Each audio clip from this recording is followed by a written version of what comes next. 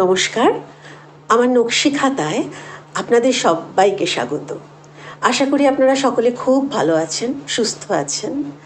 আজ যে গল্পটি পড়ব তার নাম শনিবার সন্ধ্যা 7টা, লেখা হিমাদ্রি কিশোর দাশগুপ্ত। সৌর মেয়েটাকে রোজ রাতে ফেরার ট্রেনে দেখে। সুশ্রী দেখতে, সৌরর মতোই 27-28 বছর অথবা তার চাইতে সামান্য কম বয়স হবে। পরনের পোশাক যথেষ্ট রুচিশীল, মুখমণ্ডলেও নম্র শান্ত ভাব।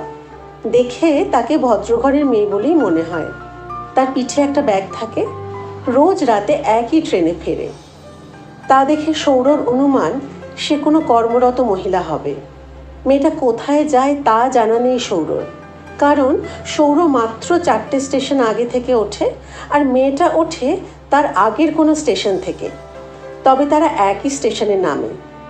তারা যে স্টেশনে নামে ট্রেন সেখানে পৌঁছতে রাত প্রায় 10:30 হয়ে যায়। সৌর যখন ট্রেনে ওঠে তখন ট্রেন প্রায় ফাঁকা হয়ে যায়।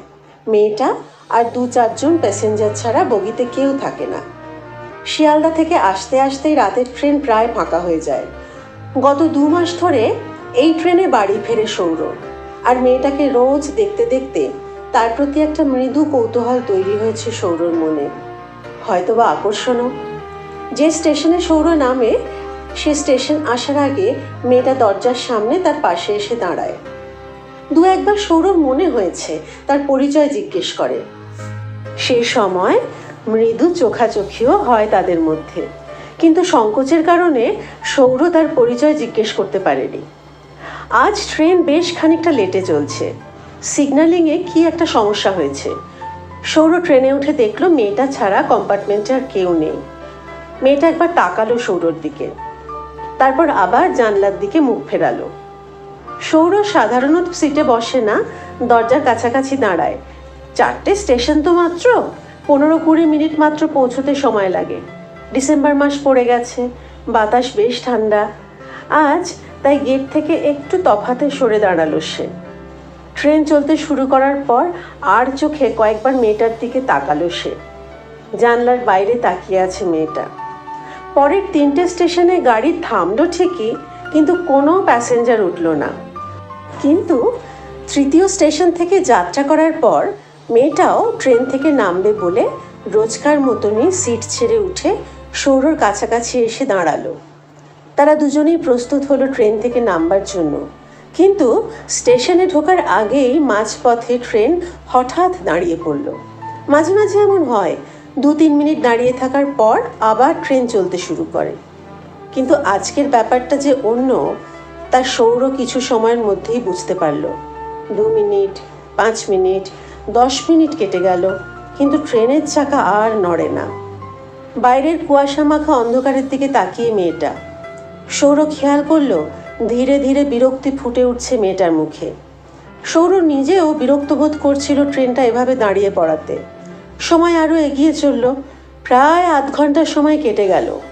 সৌর এবার দেখল মেয়েটার মুখে শঙ্কার ভাব ফুটে উঠতে শুরু করেছে।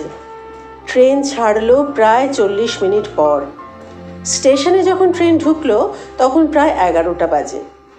একই সাথে ট্রেন থেকে নামলো তারা। ট্রেন থেকে নেমেই মেয়েটা দ্রুত পা বাড়ালো প্ল্যাটফর্ম থেকে বাইরে যাওয়ার জন্য। সামান্য 2-4 জন অন্য যেসব লোক নামলো তারাও যে যার মতো এগোলো এদিক ওদিক। প্রায় জনশূন্য প্ল্যাটফর্ম। স্টেশন থেকে সৌরর বাসস্থান মিনিট 10-এর হাঁটা পথ। সৌর হেঁটেই যাওয়া আসা করে, তবে তার কোনো তাড়া নেই। ধীরে সুস্থে পা বাড়ালো স্টেশনের বাইরে যাবার জন্য। প্ল্যাটফর্মের বাইরেটা আজ যেন কেমন নিঝুম হয়ে আছে, হয়তোবা রাত বেশি হয়ে যাওয়ার জন্যই। রিক্সা স্ট্যান্ডেও একটা রিক্সা নেই। পান, বিড়ি, চা, সিগারেটের দোকানগুলোও বন্ধ হয়ে গেছে। মাফলারটা ভালো করে কানে জড়িয়ে নিয়ে একটা সিগারেট ধরিয়ে সৌর এগোতে যাচ্ছিল। ঠিক সেই সময় পিছন থেকে একটা কণ্ঠস্বর ভেসে এলো, আপনি কি কদমতলা মোড়ের দিকে যাচ্ছেন? সৌর ফিরে তাকিয়ে দেখল তার সামনেই দাঁড়িয়ে আছে তার সহযাত্রিনী ট্রেনের সেই মেয়েটা। তার মুখমণ্ডলে শঙ্কার ভাব। সৌর তাকে বলল, হ্যাঁ কেন বলুন তো? মেয়েটা একটু ইতস্তত করে বলল, আসলে আমি ওই দিকটাতেই যাব, একটাও রিক্সা নেই, রাস্তাতেও লোকজন নেই, অনেক রাত হয়ে গেছে। আমি যদি আপনার সঙ্গে যাই তাহলে আপনার আপত্তি আছে? কদমতলার মোড় পর্যন্ত পৌঁছতে পারলে আমি বাড়ি চলে যেতে পারবো। সৌর বুঝতে পারলো মেয়েটা একলা এত রাতে হাঁটতে ভয় পাচ্ছে। তবে মেয়েটার সঙ্গে কথা বলে সে একটু খুশিই হলো। হাঁটার পথে মেয়েটার সঙ্গে পরিচিত হওয়া যাবে। সে বলল, যদিও আমার বাস কদমতলার কিছুটা আগে, তবে আপনার চিন্তা নেই, আমি আপনাকে কদমতলার মোড় পর্যন্ত এগিয়ে দেব। মেয়েটা বলল, ধন্যবাদ আপনাকে। এরপর হাঁটতে শুরু করলো তারা দুজন। জনহীন শীতের রাতের মফস্বল শহর, রাস্তাতে লোকজন চোখে পড়ছে না বললেই চলে। আজকাল খবরের কাগজে যেসব ঘটনার কথা প্রকাশিত হয় তাতে কোনো মেয়ের পক্ষে একলা এ পথে চলা ভয়ের কারণ হতেই পারে। মিনিটখানেক দুজনে নিশ্চুপভাবে চলার পর সৌর মেয়েটাকে বলেই ফেলল, যদি কিছু মনে না করেন তবে আপনার পরিচয় জানতে পারি? রোজ তো আমরা একই ট্রেনে ফিরে একই জায়গায় নামি। আপনাকে জিজ্ঞেস করব ভেবেও সংকোচের কারণে জিজ্ঞেস করা হয়নি। মেয়েটা হেসে বলল, আমারও একই ব্যাপার, রোজ আপনাকে দেখি, আমারও আপনার পরিচয় জানার ইচ্ছে ছিল। আমার নাম কাকলি চৌধুরী, কদমতলা মোড়ের গায়ের গলিতেই আমার বাড়ি। বাবা মায়ের সঙ্গে থাকি, আর বিএসসি পাশ করার পর একটা সরকারি আধিকারিকের চাকরি করি ক্যানিং লাইনে, গ্রামের ভিতর দিকে। অফিস থেকে বেরিয়ে ট্রেনে শিয়ালদা আসতেই রাত 8টা বেজে যায়। তারপর সেখান থেকে ট্রেন ধরে স্টেশনে নামতে রাত 10টা। কোনো রকমে রাতে খেয়ে ঘুমিয়ে আবার সকাল 7টায় বেরোতে হয় ট্রেন ধরার জন্য। কাকুলি নামের মেয়েটা নিজের পরিচয় দেবার পর সৌর বলল, আমার নাম সৌরদীপ, পেশায় সিভিল ইঞ্জিনিয়ার, একটা মাল্টিন্যাশনাল কনস্ট্রাকশন কোম্পানিতে চাকরি করি। আমি যে স্টেশন থেকে উঠি তার কয়েক কিলোমিটার দূরে একটা ফ্লাইওভার কনস্ট্রাকশনের কাজ চলছে। সে কাজের তদারকির জন্যই যেতে হয় আমাকে। দিন রাত কাজ চলছে সেখানে। তবে এ শহরে আমি নতুন, 3-4 মাস আছি এখানে। কদমতলা যাওয়ার পথে যে সরকারি আবাসন আছে সেখানে কোম্পানি ব্যবস্থা করে দিয়েছে। আমার আদি বাড়ি কৃষ্ণনগরে। সৌরর কথা শুনে মেয়েটা জানতে চাইল, আপনার ফ্যামিলিও কি এখানেই থাকছেন? সৌর হেসে জবাব দিল, আপনি কি ফ্যামিলি মানে স্ত্রীর কথা বলছেন? আমার এখনো বিয়ে করা হয়ে ওঠেনি, একাই থাকি এখানে। আর বাবা মাও নেই, তারা প্রয়াত হয়েছেন। একলা মানুষ আমি। একা থাকতে অসুবিধা হয় না? জানতে চাইল কাকুলি। সৌর বলল, কিছু সমস্যা তো হয়, যেমন রান্না করে খেতে হয়, তবে মানিয়ে নিয়েছি। এরপর তাকে আর কোনো প্রশ্ন না করে মেয়েটা বলল, আপনার সঙ্গে পরিচিত হয়ে ভালোই হলো। আমরা তো একই ট্রেনে ফিরি, একই জায়গাতে থাকি। ফেরার পথে কারো কোনো সমস্যা হলে একে অপরকে সাহায্য করতে পারবো। এই যেমন আজ আপনি আমাকে সাহায্য করলেন। বোঝেনি তো, আজকাল মেয়েদের পথে ঘাটে চলতে অনেক সময় নিরাপত্তার অভাব বোধ হয়। আপনি না থাকলে বাবাকে ফোন করে ডাকতে হতো আমাকে বাড়ি নিয়ে যাবার জন্য। এ কথা বলতে বলতে একবার পিছনে ফিরে তাকালো মেয়েটা। সৌর তাকে আশ্বস্ত করে বলল, আপনার চিন্তা নেই, পরিচয় তো হয়ে গেল, তেমন কোনো সমস্যা হলে বলবেন। কাকলি বলল, ট্রেন কম্পার্টমেন্ট ছাড়া আপনার সঙ্গে যোগাযোগের কোনো উপায় আছে? আপনার ফোন নাম্বার দেবেন? ফেসবুক, হোয়াটসঅ্যাপ এসব সামাজিক মাধ্যমে আছেন কি? সৌর বলল, হ্যাঁ, সব কিছুতেই আছি। ফেসবুক কভার পিকচারে দেখবেন আমার একটা লাল জ্যাকেট গায়ে ছবি আছে। তারপর সে চলতে চলতে পার্স থেকে তার কার্ডটা বার করে মেয়েটার হাতে দিয়ে বলল, এটা রেখে দিন, এতে phone number, WhatsApp number, cell number সব আছে। একবার কোথাও নক করে রাখবেন, তাহলে আপনারটাও আমি পেয়ে যাব। মেয়েটা বলল, থ্যাংক ইউ। টুকটাক কথা বলতে বলতে হাঁটতে থাকলো তারা দুজন। সৌর সরকারি আবাসন পেরিয়েই কদমতলা যেতে হয়। এক সময় সে জায়গাতে পৌঁছে গেল তারা। সৌর ফ্ল্যাটটা দেখালো তাকে। তারপর এক সময় কদমতলার মোড়ে পৌঁছে গেল দুজনে। এটা একটা বড় চৌরাস্তার মোড়, কয়েকটা দোকানপাট খোলা আছে তখনও। মোড়ে এসে থামলো তারা। কাকলি মোড় সংলগ্ন একটা গলি দেখিয়ে সৌরকে বলল, এই গলি দিয়ে ঢুকে ডান হাতে 4 নম্বর বাড়িটা আমাদের। পুরনো আবাসনের একটা দোতলা বাড়ি। সময় করে একদিন আসবেন, আমার আমন্ত্রণ জানিয়ে রাখলাম। সৌর হেসে বলল, হ্যাঁ, আসবো একদিন। আপাতত কাল রাতের ট্রেনে আবার দেখা হচ্ছে আমাদের, তাই তো? কাকলি বলল, না, কাল নয়, কাল বৃহস্পতিবার থেকে আমি বিশেষ কারণে ছুটি নিয়েছি, সোমবার অফিস যাব। আপনার সঙ্গে আমার আবার দেখা হবে সোমবার রাতে। তবে ফোন নম্বর তো নিয়েই রাখলাম, ফোনে বা সামাজিক মাধ্যমে কথা হতেই পারে। সৌর বলল, হ্যাঁ, আমার তাতে কোনো সমস্যা নেই। যেদিক থেকে তারা এসেছিল, মেয়েটা সেই অন্ধকার রাস্তার দিকে আর একবার ফিরে তাকালো। তারপর সৌরর থেকে বিদায় নিয়ে গলিটার দিকে এগোলো। সৌর পিছু ফিরে নিজের ফ্ল্যাটে ফেরার পথ ধরল। এদিন একটু খুশি মনে ঘরে ফিরল সৌর। মেয়েটার সাথে পরিচিত হয়ে তার ফ্রেশ লেগেছে। মেয়েটারও মনে হয় ভালো লেগেছে তাকে, নইলে সে যেচে তার ফোন নাম্বার নিল। ঘরে ফিরে কিছু কাজকর্ম আর খাওয়া সেরে বিছানায় যখন সে এলো, তখন রাত 12টা বাজে। ঘুমাবার আগে একবার কিছুক্ষণের জন্য ফেসবুক, হোয়াটসঅ্যাপ দেখা তার অভ্যেস।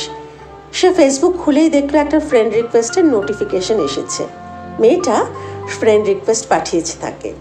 সঙ্গে সঙ্গে সেটা অ্যাকসেপ্ট করে নিল সৌর। তারপর সে দেখলো মেসেঞ্জারে একটা মেসেজও পাঠিয়েছে মেয়েটা। তাতে সে লিখেছে, আপনার সঙ্গে পরিচিত হয়ে ভালো লাগলো। এত রাতে আমার অনুরোধ রাখার জন্য ধন্যবাদ, কৃতজ্ঞতা জানাই। সৌর খেয়াল করলো মেয়েটা মেসেঞ্জারে অন আছে, তার নামের পাশে সবুজ চিহ্নটা জেগে আছে। তা দেখে সৌর লিখল, আপনার সঙ্গে পরিচয় হওয়াতে আমারও ভালো লেগেছে, রিকোয়েস্ট পাঠাবার জন্য ধন্যবাদ। মুহূর্তের মধ্যে প্রত্যুত্তর এলো, ধন্যবাদ, অনেক রাত হলো, এবার ঘুমিয়ে পড়ুন, আবারও দেখা হবে, কথা হবে, শুভরাত্রি। সৌর এরপর এত রাতে আর কথা বাড়ানো উচিত মনে করলো না। সেও শুভরাত্রি জানালো তাকে। তারপর তার প্রোফাইলটা দেখতে শুরু করলো। যেসব পোস্টার ছবিগুলো আছে তা সবই রুচিসম্মত। কোনো পুরুষের সঙ্গে কোনো ঘনিষ্ঠ ছবিও চোখে পড়ল না তার। এরপর একসময় মোবাইল রেখে ঘুমিয়ে পড়ল সৌর। পরদিন সৌর ঘুম থেকে ওঠার পর তার মোবাইলটা অন করলো। প্রতিদিন তাকে নিয়ম করে ফেসবুক, হোয়াটসঅ্যাপে মেসেজ করে কয়েকজন পরিচিত। ভদ্রতাবশত তার প্রত্যুত্তর দিতে হয় সৌরকে। তাছাড়া সিনিয়র ইঞ্জিনিয়ারও অনেক সময় কাজ সম্পর্কিত বার্তা পাঠায়। ফেসবুক মেসেঞ্জার খুলে অন্যদের প্রাত্যহিক বার্তার সঙ্গে কাকুলি চৌধুরীর বার্তাও দেখতে পেল সৌর। লেখা আছে, শুভ সকাল, দিন ভালো কাটুক আপনার, রাতে কথা হবে। গত রাতে মেয়েটা মেসেজ পাঠিয়েছিল রাত 12টায়, আরও মেসেজ করেছে ভোর 4:30-তে। শীতের দিনের আলো তখনও ফোটেনি। মেয়েটা গতকাল অবশ্য বলেছিল যে সকাল 7টায় ট্রেন ধরতে উঠতে হয় তাকে। সেজন্য নিশ্চয়ই ভোরের আলো ফোটার আগে উঠে পড়া তার অভ্যেস হয়ে গেছে। যদিও সে অফলাইন এখন, তবু সৌর তাকে পাল্টা মেসেজ পাঠিয়ে রাখল, শুভ সকাল, আপনারও দিন ভালো কাটুক বলে। মেয়েটা তার বার্তায় রাতে কথা হবে বলাতে সৌরর মনে হলো মেয়েটা নিশ্চয়ই সামান্য হলেও আকর্ষিত হয়েছে তার প্রতি, হয়তোবা তার সৌরর ব্যবহারের জন্য অথবা যোগ্যতার জন্য। সকালবেলায় আসা মেসেজগুলোর মধ্যে মেয়েটার মেসেজ যেন সৌরর মনে একটা ভালো লাগার অনুভূতি ছড়িয়ে দিল। অন্য দিনের মতনই বেলা 10টা নাগাদ স্নান খাওয়া সেরে বাড়ি থেকে বেরিয়ে ট্রেন ধরে কনস্ট্রাকশন সাইটের উদ্দেশ্যে সৌর রওনা হলো। নির্দিষ্ট সময় পৌঁছে গেল সে জায়গাতে। কনস্ট্রাকশন সাইটে কাজের চাপ খুব বেশি, জোর কদমে কাজ চলছে। সে কাজের তদারকি করতে হয় সৌরকে। চারপাশে লোকজনের হই হট্টগোল। সাধারণত কাজের জায়গায় আসার পর হোয়াটসঅ্যাপ, ফেসবুক মেসেঞ্জার দেখে না সৌর, বলা ভালো দেখার সময় পায় না। এই দিন কিন্তু সৌরর সে ঘটনার ব্যতিক্রম ঘটল। বেশ কয়েকবার ফেসবুক মেসেঞ্জার খুলে সৌর দেখলো মেয়েটা কোনো মেসেজ পাঠিয়েছে কি না। তবে সে প্রতিবারই দেখলো মেয়েটা নতুন কোনো মেসেজ পাঠায়নি।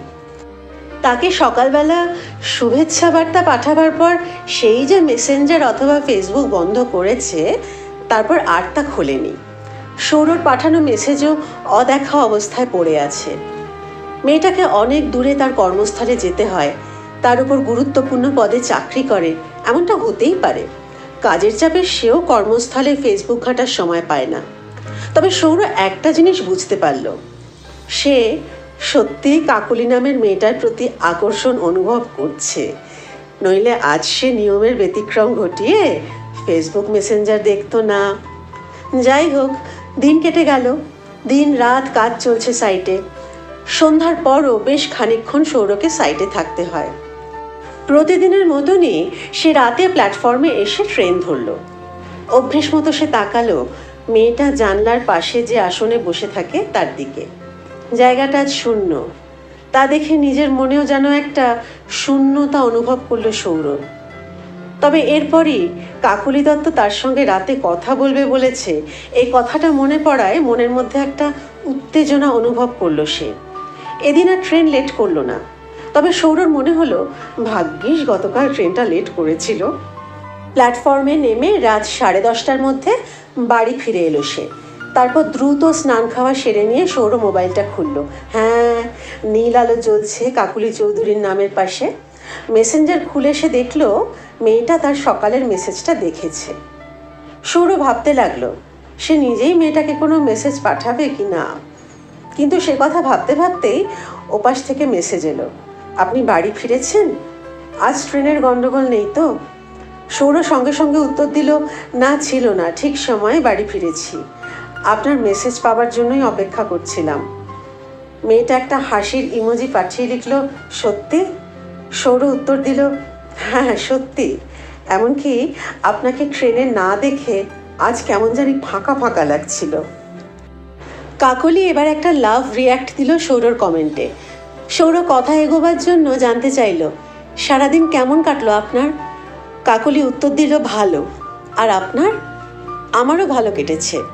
মেসেঞ্জার বক্স খুলে কয়েকবার দেখেওছি আপনি কোনো বার্তা পাঠিয়েছেন কিনা।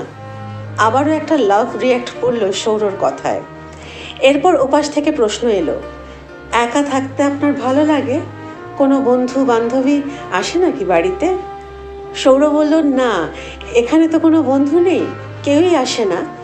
একথা ঠিক, কোনো কোনো সময় বেশ একা লাগে। মেয়েটা জানতে চাইল, আপনার ছুটির দিন কবে? সৌরভ উত্তর দিল, সে মর্মে নির্দিষ্ট কোনো ছুটির দিন নেই, তবে সপ্তাহে একদিন পুরো ছুটি আর একদিন হাফ বেলার ছুটি পাই। সেটা আমরা ইঞ্জিনিয়াররা নিজেদের সুবিধে মতো ভাগযোগ করে নিই। কেন বলুন তো? কাকলি বলল, তাহলে সম্ভব হলে কাল সন্ধ্যা 7টা নাগাদ আমাদের বাড়ি আসুন না, একটু চা খাবেন, গল্প গুজব করে যাবেন। মেয়েটার অপ্রত্যাশিত এই আমন্ত্রণ সৌরভকে একই সঙ্গে বিস্মিত পুলকিত করে তুলল। কিন্তু স্বল্প পরিচিত কোনো মেয়ের ডাকে ওভাবে সাড়া দেওয়া উচিত হবে কি না তা ভাবতে লাগলো সে। সৌরভ জবাব না পেয়ে কাকলি সম্ভবত তার মনের ভাব অনুমান করতে পারল। সে বলল, কি ভাবছেন? আমার বাড়ি আসা আপনার উচিত হবে কি না? আমাকে দেখে, আমার সঙ্গে কথা বলে আমাকে আপনার অন্যরকম মেয়ে বলে মনে হয়েছে? এরপর আর তাকে প্রত্যাখ্যান করা সমীচীন মনে করল না সৌরভ। নিজের মনের দ্বন্দ্ব ঝেড়ে ফেলে সে বলল, না না না, ওসব কেন ভাববো আপনার সম্পর্কে। ঠিক আছে, আমি কাল যাব। আবারও একটা লাভ ইমোজি পড়ল সৌরভ লেখায়। এরপর সে লিখল, আমি কিন্তু প্রতীক্ষায় থাকবো, কথা রাখবেন কিন্তু। খাওয়া হয়ে গেছে? সৌরভ জবাব দিল, হ্যাঁ। কাকলি বলল, বেশ রাত হলো, সারাদিন পরিশ্রম করেছেন, এবার তাহলে শুয়ে পড়ুন। সৌরভ আরও কিছুক্ষণ তার সঙ্গে কথা বলার ইচ্ছে ছিল, তবে এরপর তাকে শুভরাত্রি জানিয়ে দিল মেয়েটা। সৌরভ তাকে শুভরাত্রি জানালো, তারপর ফোন অফ করে শুয়ে পড়ল। একটা জিনিস সৌরভ বুঝতে পারল, তারই মতো মেয়েটা তার প্রতি আকর্ষিত হয়ে পড়েছে, হয়তোবা তার প্রেমে পড়ে গেছে। মেয়েটার কথা ভাবতে ভাবতে ঘুমিয়ে পড়ল সে। পরদিন ঘুম ভাঙার পর তার কথাই আবার মনে পড়ল সৌরভ। মোবাইল ফোনে ফেসবুক মেসেঞ্জার খুলতেই সে দেখল আগের দিনের মতো সে সূর্যোদয়ের আগে শুভ সকাল মেসেজ পাঠিয়ে রেখেছে। সৌরভ তাকে প্রত্যুত্তর দিয়ে লিখল, আজ দেখা হবে। তবে আগের দিনের মতোই এই সময় মেয়েটার মেসেঞ্জার অফ করা আছে। সৌরভ এদিন কাজের জায়গায় পৌঁছে সহকর্মীদের সঙ্গে কথা বলে আগে ফেরার ব্যবস্থা করে নিল। একজন সহকর্মী তাকে বলল, আপনি বরং কালকের দিনটাও ছুটি নিন, আমার রবিবার একটা নিমন্ত্রণে যেতে হবে। আমি আপনার হয়ে কাল কাজ করে দেবো, আর রবিবার আপনি আমার কাজটা। সৌরভ তার প্রস্তাবে রাজি হয়ে গেল। সৌরভ নিজের কাজ সম্পর্কে খুব সচেতন থাকে, কিন্তু এদিন যেন কাজে মন বসাতে পারল না। সে মেয়েটার বাড়ি যাবে একথা মনে পড়লেই বেশ উত্তেজনা বোধ করতে লাগলো। বেশ কয়েকবার সে ফেসবুক মেসেঞ্জার খুলে দেখল মেয়েটা কিছু লিখে পাঠিয়েছে কিনা। তবে সে দেখলো আগের দিনের মতোই সকাল থেকে মেয়েটা আর মেসেঞ্জার খোলেনি। সময়ের নিয়মে বেলা কেটে গেল। এক সময় সন্ধ্যা নামার আগেই সে সাইট ছেড়ে বেরিয়ে পড়ল। সৌর যখন ট্রেন থেকে নামলো তখন 6:30 বেজে গেছে। হিসেব করেই ট্রেন ধরেছিল সে। তবে শীতকাল বলে ইতিমধ্যেই অন্ধকার নেমে গেছে। প্ল্যাটফর্মের বাইরে বেরিয়ে সে হাঁটতে শুরু করলো। মেয়েটার বাড়ি ঘুরে তারপর নিজের বাড়ি ফিরবে এমন সিদ্ধান্ত নিয়ে রেখেছে। এগোতে এগোতে বেশ রোম্যান্স বোধ করলো সৌর। এর আগে এমন কোনো আহ্বানে সাড়া দিতে যায়নি সে। মেয়েটার কথাবার্তাতে সৌরর স্পষ্ট ধারণা হয়েছে মেয়েটার ভালো লেগেছে তাকে। আর সৌরর ক্ষেত্রেও ব্যাপারটা সত্যি, সেও তীব্র আকর্ষণ অনুভব করছে মেয়েটার প্রতি। হাঁটতে হাঁটতে কদমতলার মোড়ে পৌঁছে গেল সে। সন্ধ্যাবেলা জায়গাটা জমজমাট, অনেক লোকজন আর আলো জ্বলছে। 7টা বাজতে তখনও মিনিট 10 বাকি। কাকলির দেখানো গলিটাতে ঢোকার আগে টেনশন কাটাবার জন্য রাস্তার মোড়ে দাঁড়িয়ে একটা সিগারেট ধরালো। তারপর সেটা শেষ করে গলির ভিতর ঢুকলো। তবে গলিটা কেমন যেন অন্ধকার, দুপাশে পুরনো দিনের বাড়ি। তবে বাড়িটা চিনতে অসুবিধে হলো না তার। মেয়েটা বাড়ির বর্ণনা দিয়ে রেখেছিল। গলিতে ঢুকে ডান হাতে 4 নম্বর পুরনো দোতলা বাড়ি। বাড়িটার সামনে এসে দাঁড়ালো সৌর। সদর দরজার পাশে অস্পষ্ট আলোতে সে দেখতে পেল নাম ফলকে লেখা চৌধুরী ভিলা। তা দেখে সৌর নিশ্চিত হয়ে গেল এটাই কাকুলি চৌধুরীর বাড়ি। তবে বাড়ির ভেতর থেকে কোনো আলো আসছে না। শীতকাল বলেই হয়তো দরজা জানলা সব বন্ধ। একটু ইতস্তত করে ডোরবেল বাজালো সৌর। বার কয়েক সেটা বাজাবার পরই দরজা খুলে গেল। কাকুলি খুলল। তার গায়ে একটা শাল জড়ানো। সে বলল, আসুন আসুন। ঘরের ভিতর পা রাখলো সৌর। আলো জ্বলছে ঘরে। সুদৃশ্য একটা ড্রয়িং রুম, কাঁচের টি টেবিল ঘিরে সোফা সেট, নানান জিনিস দিয়ে সাজিয়ে রাখা সুদৃশ্য কাঁচের আলমারি, দেয়ালে টাঙানো নানান ছবি, ফুলদানি সবই আছে সে ঘরে। এটা বাড়ির ড্রয়িং রুম। দরজা বন্ধ করে সৌরকে সোফা সেটটা দেখিয়ে এসে বলল, আপনি একটু বসুন, আমি এখনই আসছি। কাকুলির গলাটা কেমন যেন অদ্ভুত শোনালো সৌর। কাকুলি ড্রয়িং রুমের লাগোয়া অন্য একটা ঘরে চলে গেল আর সৌর গিয়ে বসলো সোফাতে। ঘরের চারপাশটা দেখতে লাগলো সৌর। চারপাশে রুচিশীলতা আর আভিজাত্যের ছায়া স্পষ্ট। মিনিট 3 মধ্যে ধুমায়িত কফি মাগ আর মিষ্টির প্লেট হাতে নিয়ে ঢুকলো কাকুলি। টি টেবিলে সেটা নামিয়ে রেখে সে সৌরর মুখোমুখি সোফায় বসে বলল, আসতে কোনো অসুবিধা হয়নি তো? নিন, খেয়ে নিন। কাকুলির গলাটা এবার ভাঙা শোনালো। সৌর বলল, না কোনো অসুবিধা হয়নি, কিন্তু আপনার গলা ভাঙলো কিভাবে? ঠান্ডা লাগিয়েছেন নাকি? কাকুলি মৃদু হেসে বলল, হ্যাঁ ঠান্ডা লেগেছে। যেদিন আপনি আমাকে এগিয়ে দিলেন সেদিন রাত হয়ে গেছিল, তো ওই দিনই ঠান্ডাটা লেগেছে। তবে ওষুধ খাচ্ছি, অনেকটা ঠিক হয়ে এসেছে। গলা ভেঙে গেছে বলেই আপনাকে ফোন না করে মেসেজ করছি। কফির কাপ মুখে তুলে চুমুক দিয়ে সৌর বলল, হ্যাঁ ঠান্ডাটা বাড়ছে, একটু সাবধানে থাকবেন। কাকুলি বলল, হ্যাঁ থাকবো, তবে মজার ব্যাপার হলো বাড়ির ভিতর ঢুকলে কিন্তু আমার গরম অনুভব হয়। একটা না বেশিক্ষণ গরম জামা গায়ে রাখতে পারি না। সৌর এবার জানতে চাইল, আপনার বাবা মা কোথায়? কাকুলি জবাব দিল, তারা একটু মার্কেটিং করতে বাইরে গেছেন, আমি একলাই আছি বাড়িতে। কথাবার্তা শুরু হয়ে গেল তাদের দুজনের মধ্যেই যেন পারস্পরিক সম্পর্ক। তার সঙ্গে কথা বলতে বেশ ভালোই লাগছিল সৌরর। তার মধ্যে মৃদু আড়ষ্টতা থাকলেও সেটা কেটে গেল সৌরর। কিছু হাসি ঠাট্টাও শুরু হলো তাদের মধ্যে। মেয়েটার বাচন ভঙ্গি, কথাবার্তা, সৌর বুঝতে পারলো তাকে ভালো লেগেছে মেয়েটার। হয়তোবা মেয়েটাও বুঝতে পারলো সৌরর তাকে ভালো লাগার বিষয়টা। কফি পান করার পর দুটো মিষ্টিও খেলো সৌর। সময় এগিয়ে চলল। এক সময় কাকুলি বলল, আমার কিন্তু বেশ গরম লাগছে। কথা বলতে বলতে গায়ের শালটা খুলে সোফার পাশে রাখলো কাকুলি। তার পরনে একটা সাদা মসৃণ স্লিভলেস নাইটি। শালটা খুলতেই মেয়েটার বুকের সুডৌল অবয়ব স্পষ্ট হয়ে উঠল সৌরর চোখের সামনে। শুধু তাই নয়, তার পোশাকের বুকের অংশটা অনেকটা কাটা, তার ভিতর দিয়ে উঁকি দিচ্ছে যুবতীর বক্ষ বিভাজিকা, আর দুই বিভাজিকার ঠিক উপরে একটা কৃষ্ণ তিলও আছে। তা যেন তার শরীরের আকর্ষণকে আরও বাড়িয়ে তুলেছে।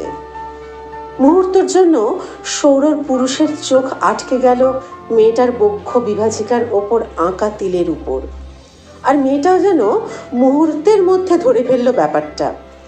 সে হেসে বলল, আপনি কি দেখছেন?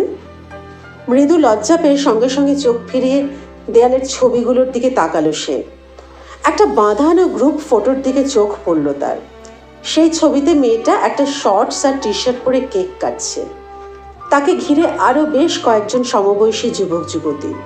দেখে মনে হয় ছবিটা বেশ কয়েক বছর আগে তোলা, কারণ ছবিতে আরও বেশ খানিকটা অল্প বয়সী দেখাচ্ছে কাকলিকে। তবে ছবির ফ্রেমের গায়ে একটা ছাপানো কাগজে লেখা হ্যাপি বার্থডে করবি। অস্বস্তিকর প্রসঙ্গ থেকে আলোচনা অন্যদিকে ঘোরাবার জন্য সৌর ছবিটার দিকে তাকিয়ে বলল, এটা আপনারই বার্থডের ছবি তো? কাকলি জবাব দিল, হ্যাঁ আমারই ছবি, বেশ কয়েক বছর আগে একটা ক্লাবে জন্মদিনের পার্টিতে তোলা। কিন্তু কেন বলুন তো, আমার মুখ কি এই কবছরে পরিবর্তন হয়ে গেছে? ছবির দিকে চোখ রেখে সৌর বলল, না ঠিক তা নয়, আসলে ছবিতে লেখা আছে হ্যাপি বার্থডে করবি, তাই কথাটা জিজ্ঞেস করলাম। কাকলি বলল, ছবিটা বার্থডে পার্টিতে যারা ছিল তারা আমাকে গিফট করেছিল। ছবিটা ওরা যেখানে বাঁধাতে দিয়েছিল তারাই কাকুলির বদলে করবি লিখে দেয়। ভুলটা অবশ্য ধরা পড়ে ছবিটা আমার হাতে আসার পর। বন্ধুরা অবশ্য বলেছিল তাদের ছবিটা দিলে তারা নামটা ঠিক করিয়ে আনবে। ছবিটা আর ওদেরকে দেওয়া হয়নি, তাই ওটা অমনভাবেই রয়ে গেছে। কথা বলে একটু হেসে কাকুলি বলল, নামে আর কতটুকুই বা এসে যায়, মানুষটাই তো আসল, তাই না? সৌর বলল, হ্যাঁ তা ঠিক, একটা কথাই তো আছে, নামে কি বা আসে যায়, গোলাপকে যে নামে ডাকো সে সুন্দর। কথাটা বলেই কাকুলি বলল, আমিও সুন্দর। ছবির দিক থেকে চোখ ফিরিয়ে সৌর তাকালো কাকুলির দিকে। আবারও কাকুলির বুকের মাঝে তিলটাতেই চোখ আটকে গেল তার। নিজের অজান্তেই যেন সৌর বলে উঠল, হ্যাঁ আপনিও খুব সুন্দর। সৌরর কথা শুনে ঝলমলে হাসলো কাকুলি। এরপর তার সঙ্গে আরও টুকটাক কথা শুরু হলো ঠিকই, কিন্তু সৌরর চোখ কথা বলতে বলতে বারবার যেন চলে যেতে লাগলো কাকুলির উন্মুক্ত বক্ষ বিভাজিকার দিকে, ওই তিলটার দিকে। ইচ্ছে করলেও সৌর যেন ব্যাপারটা আটকাতে পারছে না। যৌনতার কি দুর্নিবার হাতছানি লুকিয়ে আছে ওই তিল আর বক্ষ বিভাজিকার মধ্যে। সৌর অনুভব করলো তার শরীর ধীরে ধীরে উত্তেজিত হয়ে উঠছে। মেয়েটাকে আলিঙ্গন করার তীব্র আকাঙ্ক্ষা সৃষ্টি হচ্ছে তার মনে। ঠিক এই সময় ঘড়িতে 8টার ঘন্টা বাজল। পাছে কাকলি তাকে আবার কি দেখছেন বলে, অথবা কোনো অঘটন ঘটে যায়, সেই ভয় সৌর ঘড়িটা বেজে উঠতেই বলল, এবার আমি উঠি। কাকলি আপত্তি জানালো না। সোফা ছেড়ে উঠে দাঁড়ালো দুজনে। সৌজন্যর খাতিরে সৌর কাকলিকে বলল, এবার আপনি একদিন আমার বাসায় এসে চা খেয়ে যাবেন। প্রস্তাব শুনে হাসলো কাকলি।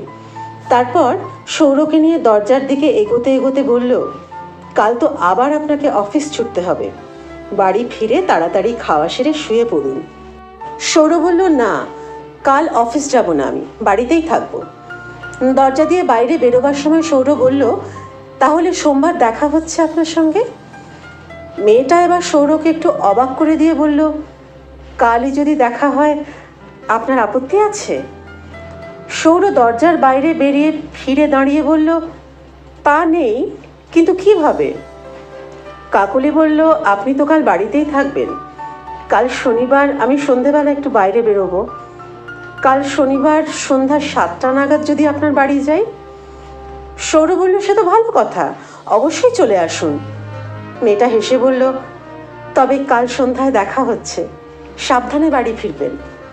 সৌর হেসে বলল, আমি অপেক্ষায় থাকব, বলে রওনা হলো বাড়ি ফেরার জন্য।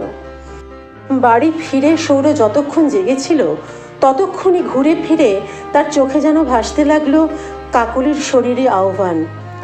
সে কি সৌরকে প্রলুব্ধ করার জন্যই শালটা খসিয়ে ফেলেছিল? এই ব্যাপারটা ঠিক বুঝে উঠতে পারল না সৌর। তবে মেয়েটা যে তাকে মন বা শরীরের দিক থেকে চায় এ ব্যাপারে মোটামুটি নিঃসন্দেহ হয়ে গেল।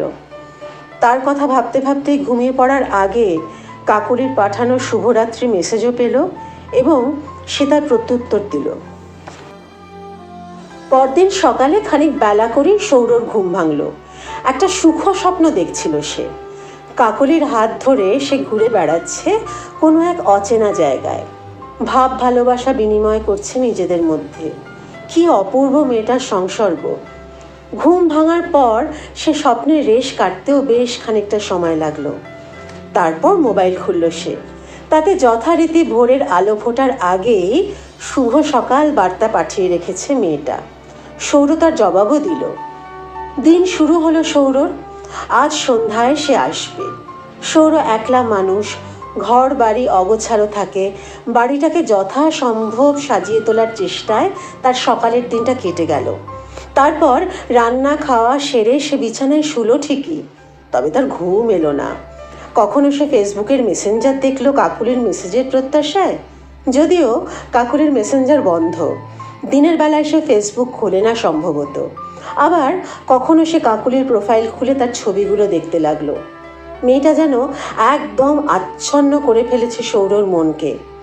তারই কথা ভেবে চলল সৌর। দুপুর গড়িয়ে বিকেল হলো এক সময়। তারপর দ্রুত শীতের সন্ধ্যা নামতে শুরু করলো।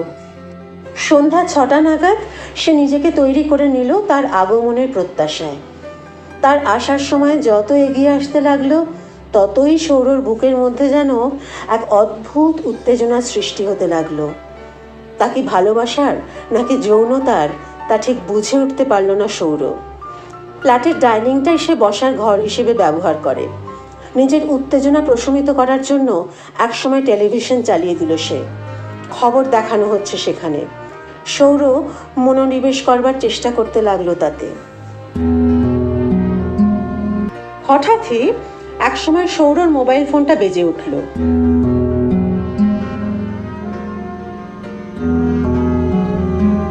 হ্যালো বলতেই ওপার থেকে ভেসে এলো কাকুলির গলা। কেমন আছেন? সৌর বলল, ভালো। অবশেষে ফোনে আপনার গলা শোনার সৌভাগ্য হলো। বাড়ি থেকে বেরোননি? কাকুলি জবাব দিল, বেরোবার তো কথা আছে, কিন্তু ভাবছি বেরোবো কিনা। ফোনে কাকুলির গলাটা তখন ঠিক লাগছে সৌরর। ওষুধ খেয়ে তার গতকালের ভাঙা গলাটা ঠিক হয়ে গেছে। তার কথা বলে সৌর উদ্গ্রীব হয়ে জানতে চাইল, কেন, কি হয়েছে? আসলে আমার মনটা বিষণ্ণ হয়ে আছে। বাবা মায়ের মনটাও ভালো নেই, জবাব দিল কাকুলি। মন খারাপ কেন? জানতে চাইল সৌর। কাকুলি উত্তর দিল, আসলে আজ আমার বোনের মৃত্যুদিন। আর তার মৃত্যু স্বাভাবিক ছিল না, আত্মহত্যা করেছিল সে। তাই তার মৃত্যুটা আমাদের কাছে আরও বেদনাদায়ক। এ দিনটা এলেই তার কথা মনে পড়ে, মনটা বিষণ্ণ হয়ে থাকে। সৌর কথাটা জেনে একটু সহানুভূতির সঙ্গে বলল, শুনে খুব খারাপ লাগলো। সে আত্মহত্যা করেছিল কেন? কাকুলি বলতে শুরু করলো, সে আমার থেকে বছর তিনেকের ছোট ছিল। ছোট মেয়ে বলে বাবা মাও তাকে বেশ খানিকটা প্রশ্রয় দিয়ে ফেলেছিলেন। সেটাই কাল হয়েছিল। সে ক্লাব, পার্টি, বন্ধুবান্ধব নিয়ে মেতে থাকতো। কিছুটা উচ্ছৃঙ্খল জীবনযাপনও করতে শুরু করলো। ক্যারিয়ারের দিকে মন ছিল না। তবে সে যখন তার ভুল বুঝতে পারল তখন দেরি হয়ে গেছে। বিষণ্ণতা গ্রাস করলো তাকে। আর আমি ভালো চাকরি পাবার পর পাড়া প্রতিবেশী, আত্মীয় স্বজনরা যখন আমাদের দুজনের মধ্যে তুলনা করতে শুরু করলো, তখন যেন আমার প্রতি কেমন একটা ক্ষিপ্ত হয়ে উঠতে শুরু করলো সে। যদিও এমন তুলনা কেউ করুক আমি তা কোনোদিনই চাইনি, কিন্তু লোকজনের তো মুখ বন্ধ করে রাখা যায় না। এরপর আমার বোন আমাকে বিব্রত করার জন্য, বিপদে ফেলার জন্য নানা কাজ করতে শুরু করলো। আমার মোবাইল ফোনের পাসওয়ার্ড হ্যাক করে নানান রকম মেসেজ পাঠাতে থাকলো ছেলেদেরকে। ব্যাপারটা আমি জানতে পেরে বাবা মাকে জানালাম। সেই প্রথম বাবা মা কড়া ভাষায় বকাবকি করলেন ওকে। আর সেটা সহ্য করতে না পেরে 2 দিনের মধ্যে ঘুমের ওষুধ খেয়ে আত্মহত্যা করলো সে। একটানা কথাগুলো বলে থামলো কাকুলি। সৌর শুনে বলল, মর্মান্তিক ঘটনা। তবে সে সারাদিন প্রতীক্ষা করে আছে কাকুলির জন্য। তাই সে বলল, আমার বাড়ি চলে আসুন, কিছুক্ষণ গল্প করে যাবেন, হয়তো মনটা কিছুটা ভালো লাগতে পারে তাতে। একটু চুপ করে থেকে কাকুলি বলল, না আজ থাক, অন্য একদিন যাব। বাড়িতে বাবা মাকে রেখে বাইরে যেতে আর মন চাইছে না। সৌরর এরপর আর তাকে আসার জন্য বলা উচিত হবে না। সে বলল, ঠিক আছে, যেদিন মন ভালো থাকবে সেদিন আসবেন। কাকুলি এরপর ভেজা গলায় বলতে শুরু করলো, জানেন, ওকে আমরা সবাই তখন খুব ভালোবাসতাম, এখনো বাসি। কেন যে এমন হলো, ও একদম হুবহু আমার মতো দেখতে ছিল, ঠিক যেন যমজ বোন। বাইরের লোক চট করে দেখে আমাদের দুজনের মধ্যে পার্থক্য বুঝতে পারতো না। পার্থক্য বলতে ছিল বুকের কাছে একটা তিল, আর ওর গলাটা ছিল খানিক ভাঙা ভাঙা। আমার সঙ্গে নাম মিলিয়ে বাবা মা ওর নাম রেখেছিলেন করবী। ওর জন্মদিনের পার্টির একটা ছবি আছে বাড়িতে, কোনোদিন আপনি আমাদের বাড়ি এলে দেখবেন, হুবহু আমার মতো দেখতে ছিল সে। এই পর্যন্ত শুনে সৌর চমকে উঠে বলল, আপনি সত্যি বলছেন? কাকলি বলল, হ্যাঁ সত্যি সত্যি, নিজের বোনের মৃত্যু নিয়ে মিথ্যে বলতে যাব কেন? আপনি তো কাছাকাছি থাকেন, এ ব্যাপারে খোঁজ নিয়েও দেখতে পারেন। সৌর স্তম্ভিত হয়ে গেল কাকুলির কথা শুনে। তার মাথার মধ্যে সব কিছু জট পাকিয়ে যাচ্ছে কাকুলির কথা শুনে। কাকুলি এরপর বলল, আপনি আমাকে ওই দিন রাতে পৌঁছে দিয়ে খুব উপকার করেছিলেন। আপনি আমার ফ্রেন্ড রিকোয়েস্ট গ্রহণ করায় ধন্যবাদ। কিন্তু ওই দিন রাতে মেসেজ পাঠানোর পর কাজের চাপে আর মন খারাপ থাকায় আর ফেসবুক খোলা হয়নি, তাই আজ ফোন করলাম। জানেন, আজ আমার খুব খুব খারাপ লাগছে করবীর কথা ভেবে। আজ এখন রাখি। এই বলে কান্না চাপার জন্যই সম্ভবত ফোন কেটে দিল কাকুলি। কয়েক মুহূর্ত হতভম্ব হয়ে বসে থাকার পর ফেসবুকের মেসেঞ্জার বক্সটা খুলে ফেলল সৌর। সে দেখল প্রথম দিন রাত্রে কাকুলির পাঠানো মেসেজ ছাড়া তার অন্য সব ভিপ মেসেজ বা অন্য মেসেজ মুছে গেছে। তবে কি এখনো কেউ হ্যাক করে কাকুলির ফোন? ঠিক সেই সময়ে বাইরে কোথা থেকে যেন ঘড়িতে 7টা বাজার শব্দ ভেসে এলো। শনিবার সন্ধ্যা 7টা। আর এরপরে ডোরবেল বাজতে শুরু করলো। 7টায় তার আসার কথা ছিল, সে এসে গেছে। করবী। ফোনটা খসে পড়ল সৌরর হাত থেকে। ডোরবেল বেজে চলেছে।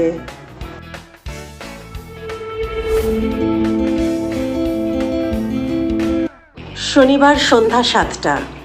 লেখা হিমাদ্রি কিশোর দাশগুপ্ত। কেমন লাগলো জানাবেন, কমেন্ট পেলে খুব ভালো লাগবে। যদি ভালো লাগে তাহলে চ্যানেলটিকে সাবস্ক্রাইব করে আমার পাশে থাকবেন। নকশি খাতাকে আপনার নিজের করে নেবেন। সকলে খুব ভালো থাকুন। আজ আসি।